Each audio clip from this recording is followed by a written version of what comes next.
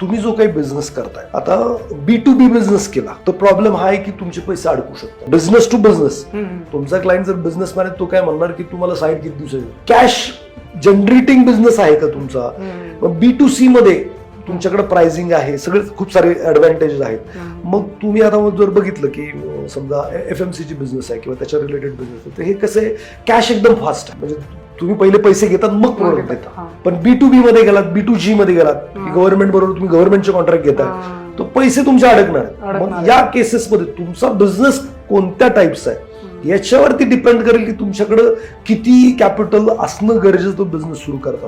हा अभ्यास खूप महत्वाचा आहे. मग मी परत एकदा तेच म्हणतोय की तुम्ही जर B2C मध्ये आहात आणि तुमचं प्रोडक्ट विकण्या अगोदर तुमच्या हातात पैसे येणार तर जास्त कॅपिटलची गरज नाही तुम्हाला, वर्किंग कॅपिटल ज्याला म्हणूयात. पण तुम्ही B2B मध्ये करताय, B2G मध्ये करताय, चांगलं हँडसम कॅपिटल लागेल. डिपेंड्स तुम्ही किती मोठे प्रोजेक्ट करतायत, तुमचं तिकीट साईज काय प्रोडक्टचं, त्याच्यावरती बऱ्याचशा गोष्टी डिपेंड करतात.